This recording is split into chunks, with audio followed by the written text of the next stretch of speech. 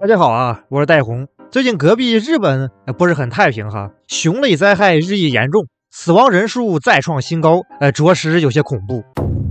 众所周知呀，日本的老龄化十分严重，而日本农村地区的人口老龄化那更是离谱，这使得当地乡村附近的熊逐渐的青年化了。而熊多了，意味着食物不够分了，原本能填饱大家肚子的橡子儿、坚果等食物过于短缺，使得随着秋冬季节的来临，等待进入冬眠的大大小小、老老少少的熊们大肆开展了觅食之旅。熊们不甘心只在野区晃荡，时不时的还会进入日本居民的居住区，甚至呢进入城市的学校、火车站、超市以及温泉度假景区等地方，搞得日本居民是人心惶惶呀。位于日本东北部的秋田县是一个有88万人口的地区，由于存在大量山脉，使得其中熊的数量非常多，属于智人与熊互动比较频繁的地区之一。仅今年1年，居民目击熊类的事件已高达8000起，而自5月以来，秋田县已经有超过50人被熊袭击，其中呢至少4人死亡。最容易遭到熊袭击的人是那些果园的工作人员以及需要到森林中进行采摘的人。根据 NHK 电视台的采访，以种植水果为生的池田贵弘表示，可恶的熊已经吃掉了他200多个即将采摘的苹果。哎呀，他的心都要碎了。10月下旬，秋田市一名老妇人在农场干活时遭遇熊的袭击，悲惨身亡。11月初，秋田县汤泽市一名在森林里采蘑菇的老妇人，其遗体被人发现，疑似遭到了熊的袭击而后身亡。11月5号，秋田市一位70岁的女士在她家的花园柿子树上发现了2头熊，这可把她给吓坏了呀！熊一边吃柿子，一边在院子里转悠了30分钟才离开。而除了秋田县之外，其他地区也频繁发生恐怖的野熊袭击事件。10月初，日本中部岐阜县白川乡的一名西班牙游客在公交站被熊袭击受伤。当月，岩手县一名男子被熊袭击致死，现场发现了大量血迹和熊的毛发。群马县朝田市一家超市内，2名60到70岁的老年男子被一头1.4米高的熊袭击导致轻伤。日本有一个专门负责制定和实施环境政策的部门，被称作日本环境省。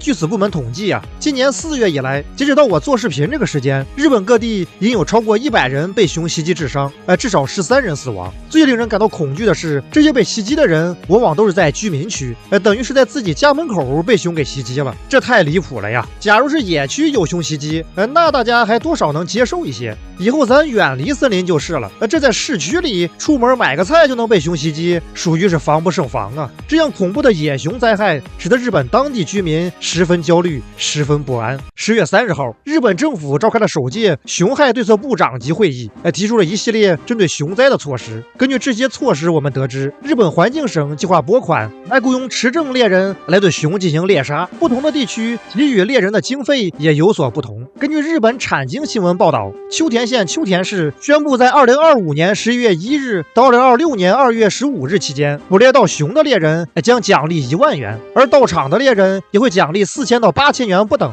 当然哈，单位是日元，1万日元相当于人民币463.62元。而富山县伊美水市更加大方一些，每猎杀一头黑熊要获得高达5万日元，相当于2318块2毛1人民币的奖励。而北海道池田町由于刷新了大量棕熊，导致当地人有点急眼了。当地政府利用国家拨款，将猎杀棕熊的奖励一次性提高到了8.13万日元，相当于3769.55人民币。当地一位政府工作人员表示，猎杀棕熊啊是一件危险的工作，我们应该考虑奖励金额是否合适。可见还是有明白人哈。而这些被雇佣的普遍年龄高于60岁的昭和老猎人们，也是唯一能够使用热武器对熊进行射击的人群。当地警方是否能够使用枪来猎杀熊，日本政府还在开会讨论之中。群马县的警察署行动比较快速，先一步给自家警员更新了装备，足足配备了高达41罐驱熊喷雾，准备是十分充分。而秋田县由于熊灾有点严重，已经开始向自卫队请求协助，而日本自卫队也立刻宣布将派遣人员前往秋田县进行帮助。值得一提的是，根据当地枪支管理法，这些自卫队队员不能使用枪械，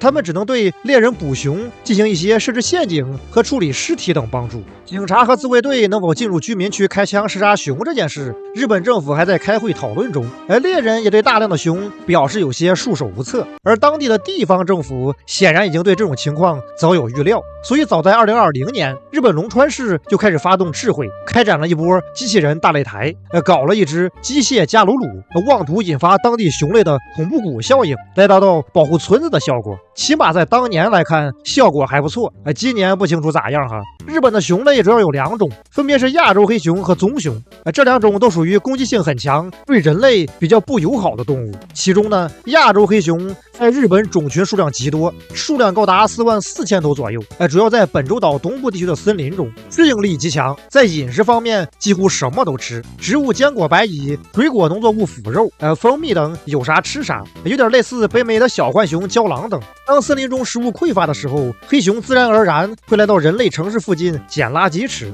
而棕熊呢，大家很熟悉哈，在日本主要分布于北海道，数量高达12000头左右。日本历史上关于棕熊的恐怖事件是层出不穷，比较著名的三毛别皮事件、北海道候鸟社事件等都相当骇人听闻。熊类呀，确实对于现在这个年代的智人来说，某种程度上属于危险程度独一档的野兽。这和它的智商高呀、适应力强啊，还有繁殖力强都有一定关系。但我个人认为，其中最核心的原因在于其长相的迷惑性，以及对智人半杀半不杀的攻击行为。熊啊，它和其他恐怖野兽有一个巨大的区别，那就是它的长相比较可爱，很受人追捧。相信在各种社交软件上，大家也刷到过恐怖如斯的藏马熊在路边坐着，一群手无寸铁之人直接下车对他来了一波近距离接触，看着实在是让人胆战心惊啊！但是咱没有必要去责怪别人，因为这是一种比较正常的现象。因为大部分棕熊在遭遇智人的时候，它往往会有几个行为阶段，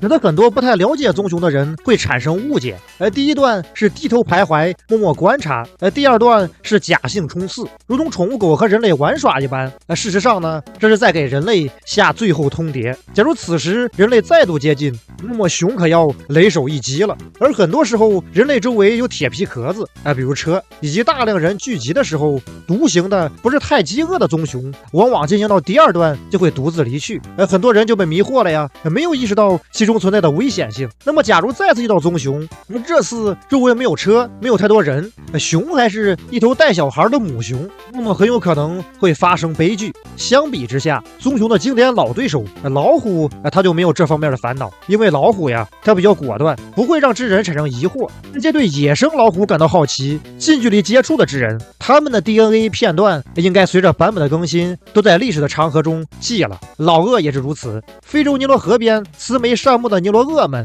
根本不给智人近距离接触的机会。你这边还没走近呢，那边角马、斑马跟尼罗鳄已经打成一片了。唯独棕熊啊，这个能和尼罗鳄、老虎等还一档的恐怖野兽，很多人巨大的低估了它的危险程度，属实令人胆寒。最后还是希望大家尽量远离野区，在车上遇见棕熊，咱千万别下车跟它互动，很容易记。